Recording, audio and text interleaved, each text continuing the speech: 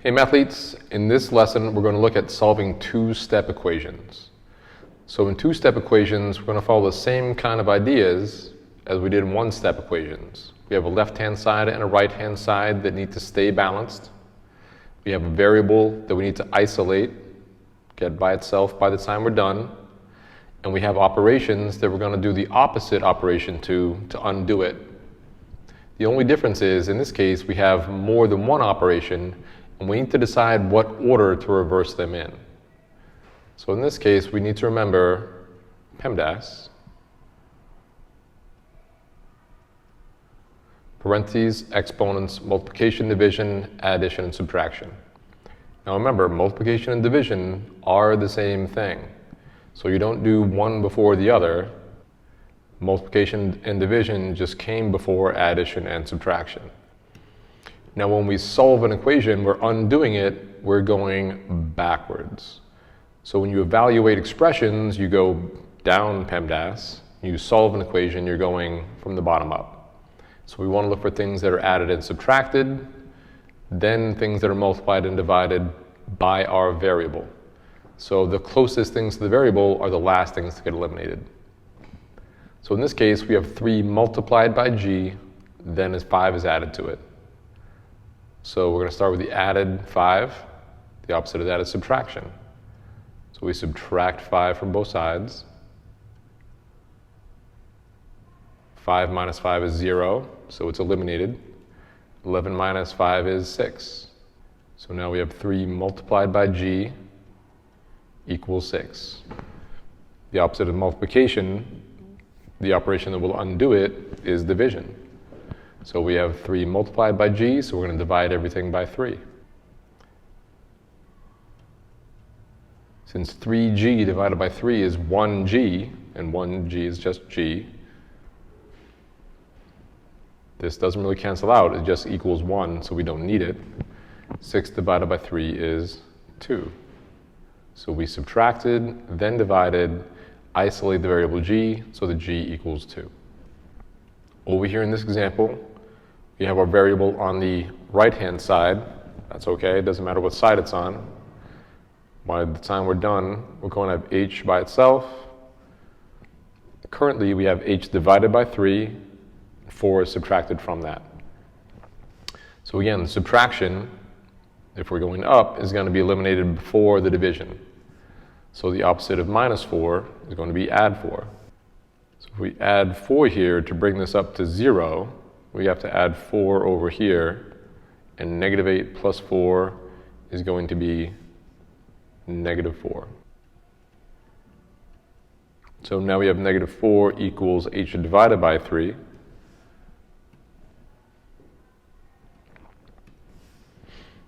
The opposite of division is going to be multiplication. If I multiply by 3, again, this is really 3 over 1. I can see that I have 3 in the numerator and 3 in the denominator, and 3 divided by 3 is 1. So 1h is just h. So over here, we're going to multiply by 3. 3 times negative 4 is negative 12. So negative 12 equals h equals negative 12. So down here are variables on the left-hand side again. This looks a little different because the variable is behind the 6. So it looks like it's being subtracted. This is not. Remember, w divided by 2. This is still division. It's just divided by a negative 2. This 6, there's no plus sign in front of it, but if there's no sign at all, that means it's positive. So this is positive 6 minus w divided by 2. So we do want to eliminate this positive 6 first. So to bring the positive 6 down to 0, we're going to subtract it. That's going to equal 0. 5 minus 6 is going to be negative 1. Again, by the time we're done, we want to have our variable all by itself, isolated from everything else. So when we rewrite what we have w divided by negative 2. So all we need to do to get w by itself is the opposite of divide, which is multiply. So if we multiply both sides by negative 2, we have negative 2 in the numerator, negative 2 in the denominator, that gives us 1w. Negative 1 times negative 2, negative times a negative is a positive, so w equals 2. Our last example here, we have a similar thing. We have 9 on the left-hand side equals negative 3 plus 4k, so 4 multiplied by k. It looks like this is addition, but again, the variable is being multiplied by a 4, so this is just multiplication. We have a negative sign out front.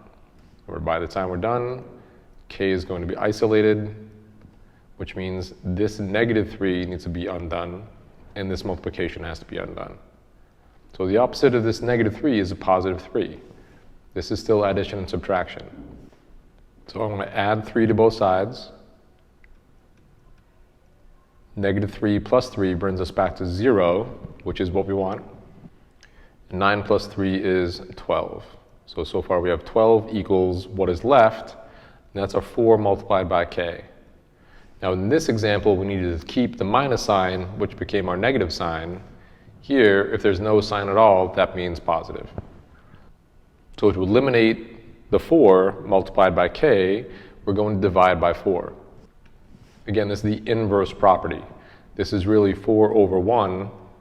We're going to divide by 4, which means we're really multiplying it by 1 over 4. The inverse property says this will give us 1, and 1k will be k. So over here, we're just going to write it like 4 divided by 4 and 12 divided by 4. Again, when we say this cancels out, it means it equals 1 and 1k is k. Then we have 12 divided by 4, which is just 3. So 3 equals k. K equals 3 is the same thing. So when you're solving two-step equations, just make sure you keep in mind that you're reversing PEMDAS. Addition and subtraction are going to be eliminated first. The way to figure it out is whichever is furthest from the variable gets eliminated first. Anything that's multiplied or divided by the variable is going to be eliminated second.